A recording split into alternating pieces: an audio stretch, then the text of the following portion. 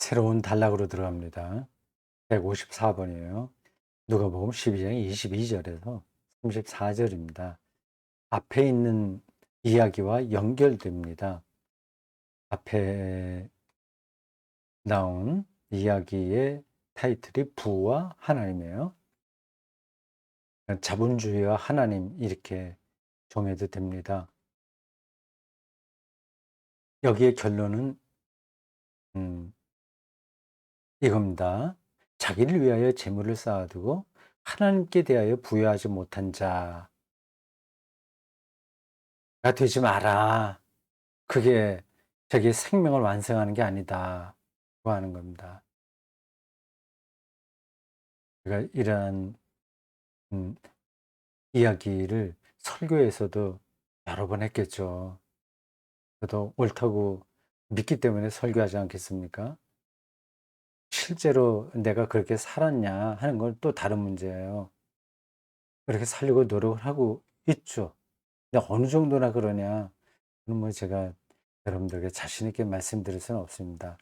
방향만 분명하게 알 뿐이에요. 그 이어지는 이야기입니다. 염려하지 말라는 거죠. 음 편히 먹고 쉬고 마시고 즐거워하자. 이러한 방식으로만 인생을 생각하니까 계속 걱정하게 되는 겁니다. 곡간을 더 크게 줘야 되고 어디서 이익이 더 창출되냐 하는데 마음을 쓰고 살 수밖에 없어요. 이어지는 말씀이에요. 22절.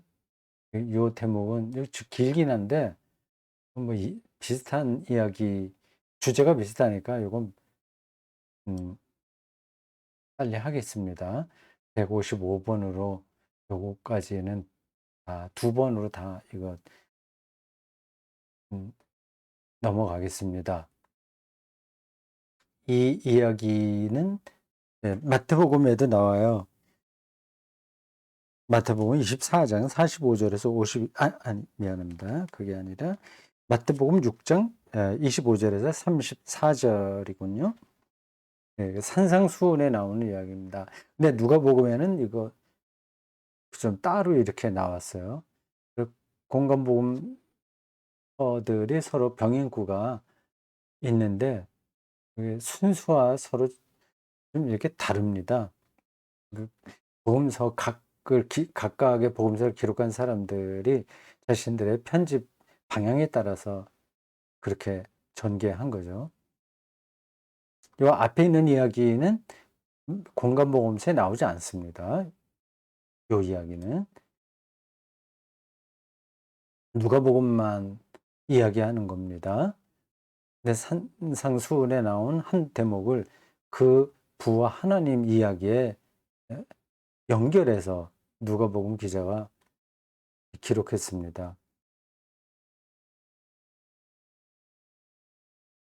22절 제자들에게 이르시되 그러므로 내가 너희에게 이르노니 너희 목숨을 위하여 무엇을 먹을까 몸을 위하여 무엇을 입을까 염려하지 말라. 마태복음에는 마실까도 나오는데 무엇을 먹을까 마실까 입을까 이렇게 되어 있는데 여기는 마실까는 빠졌군요. 염려하지 말라.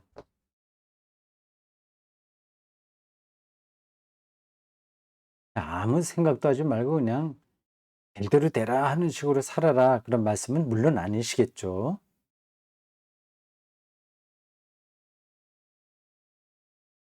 성경에 있는 내용을 그냥 문자적으로만 이해를 해서 그거를 아무 데나 갖다가 붙여서 사용하면 안 됩니다. 이게 말하려고 하는 의도가 있는 건데 그거를 붙들어야죠. 그러니까 어떤 걸 우리 가족들을 위해서도 한 달 동안 생활비가 얼만데 그럼 내가 어떻게 노동을 해서 수입을 어떻게 해야 될 잡아야 되나 하는 걱정을 하지 말라는 게 아닙니다. 우리 인생 전체를 이러한 자기에 에 대한 염려,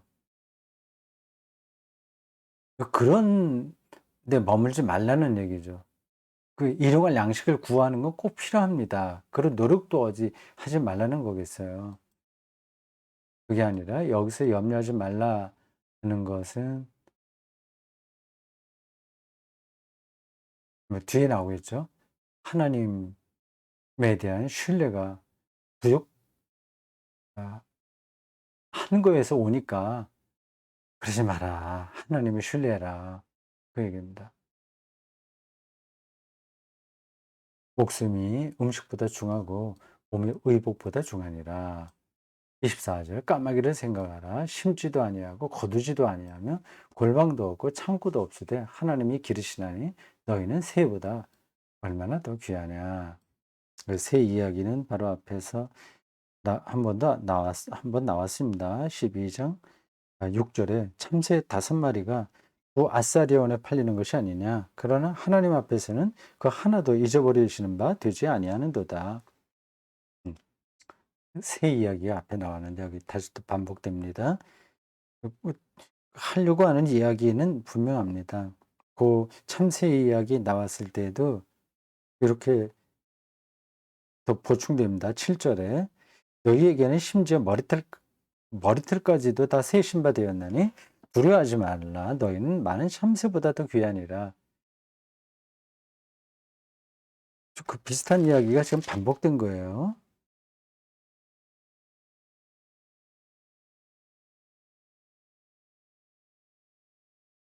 염려함으로 그 키를 한 자라도 더할 수 있느냐. 염려하지 마라. 염려한다고 해서 키를 한 자라도 더할 수 있냐. 물론 키를 높이는 건 안 되지만 뭘 준비하는 데에는 이 좀 염려도 좀 필요하긴 한데 이렇게 염려하는 거하고 자기가 일용할 양식을 구하는 거하고는 좀 다른 문제죠. 맞아요. 염려는 하지 말아야 됩니다. 그러니까 노력은 하되 염려는 하지 말아야죠. 이게 억지로 되지는 않습니다.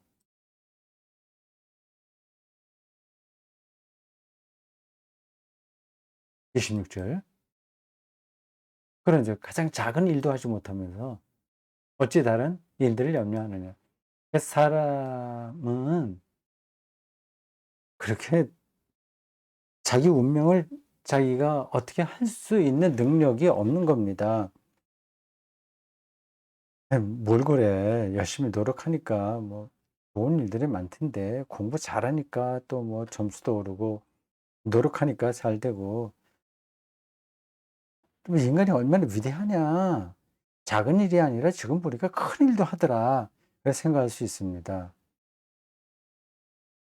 근데 결정적인 문제에서는 여기 위에 키를 한 자라도 더 할 수 있느냐라는 표현에 나왔듯이 못하는 겁니다. 아주 작은 일도 못하는 거예요. 이 숨 쉬는 거, 이 공기를 우리가 만들어내는 게 아니잖아요.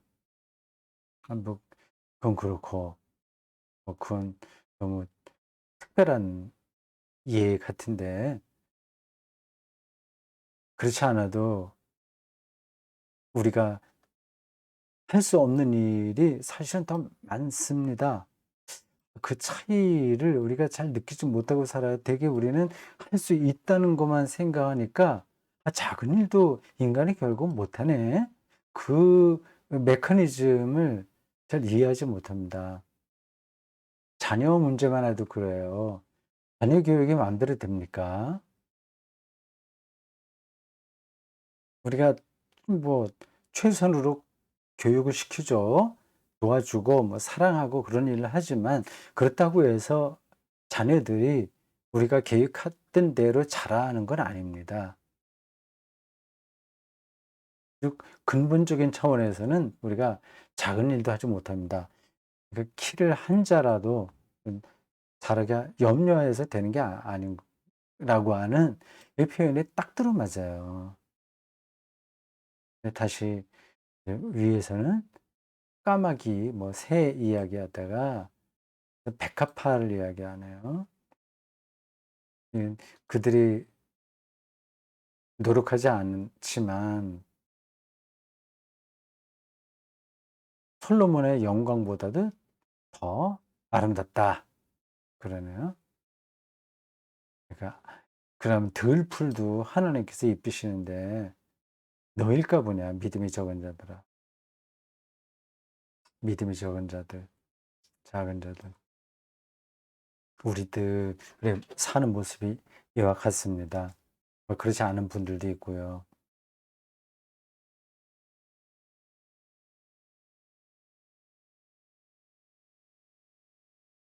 염려, 염려가 좀 많죠. 이게 그냥 내가 생활비가 줄어들면 어떻게 되지? 직장에서 내가 쫓겨나면 어떻게 되지? 그런 걱정만이 아니라 매사가 매사에 염려를 합니다. 매사에 염려를 하는 겁니다. 뭐 자녀들에 대해 막연하게 걱정해요. 뭐 부부 사이에도 서로 염려하고 잘 못되면 어떨까, 어떨까 그런 거. 예. 예수님께서 우리들이 열심히 노동하여 일용할 양식을 준비하는 일 자체를 부정하는 뜻으로 이런 말씀을 하신 게 아니라는 것 꼭 기억하십시오. 우리가 노동해야 됩니다. 준비할 거 준비하고 구체적으로 다른 사람에게 민폐끼치지 않도록 입고 먹고 마시고 할 것들을 준비를 해야 됩니다. 다만 염려하지 말자. 염려하지 않는 자세만 된다면 과도하게 자기가 소유하려고 하지는 당연히 않는 거죠. 염려되기 때문에